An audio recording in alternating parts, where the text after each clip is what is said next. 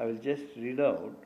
ಕರ್ನಾಟಕ ವೈದ್ಯಕೀಯ ಕೋರ್ಸ್ಗಳು ಪೂರ್ಣಗೊಳಿಸಿದ ಅಭ್ಯರ್ಥಿಗಳ ಕಡ್ಡಾಯ ಸೇವಾ ಅಧಿನಿಯಮ 2012 ಗ್ರಾಮೀಣ ಕಡ್ಡಾಯ ಸೇವೆ 2012ರ ಅಧಿನಿಯಮದಲ್ಲಿ MBBS ಪದವೀಧರ ಅಭ್ಯರ್ಥಿಗಳಿಗೆ ಗ್ರಾಮೀಣ ಪ್ರದೇಶಗಳಲ್ಲಿ ಕಡ್ಡಾಯ ಸೇವೆ ಸಲ್ಲಿಸಲು ಅವಕಾಶವಿದೆ.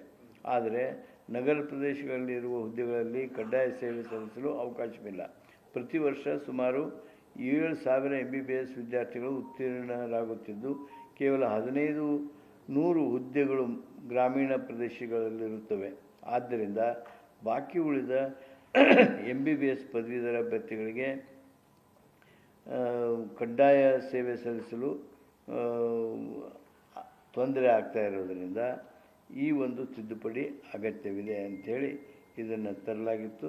ಇದರ ಬಗ್ಗೆ ಹೆಚ್ಚಿನ ಚರ್ಚೆ ಅವಶ್ಯ ಅಂಥೇಳಿ ಚರ್ಚೆಯ ಸಂದರ್ಭದಲ್ಲಿ ಅನಿಸಿರೋದ್ರಿಂದ ಆರೋಗ್ಯ ಹಾಗೂ ವೈದ್ಯಕೀಯ ಶಿಕ್ಷಣ ಸಚಿವರಿಬ್ಬರಿಗೆ ನೀವು ಚರ್ಚೆ ಮಾಡಿ ಇದನ್ನ ಮುಂದಿನ ಸಭೆಯೊಳಗೆ ತರೋದಕ್ಕೆ ಹೇಳಿದ್ದೇವೆ.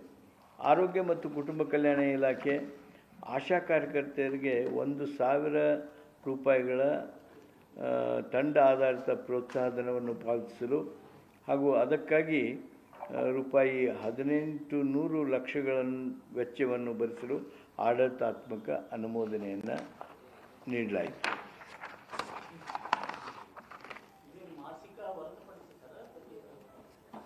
ಮಾಸಿಕ ಹೊರತುಪಡಿಸಿನ ಇದು ಪ್ರತ್ಯೇಕ.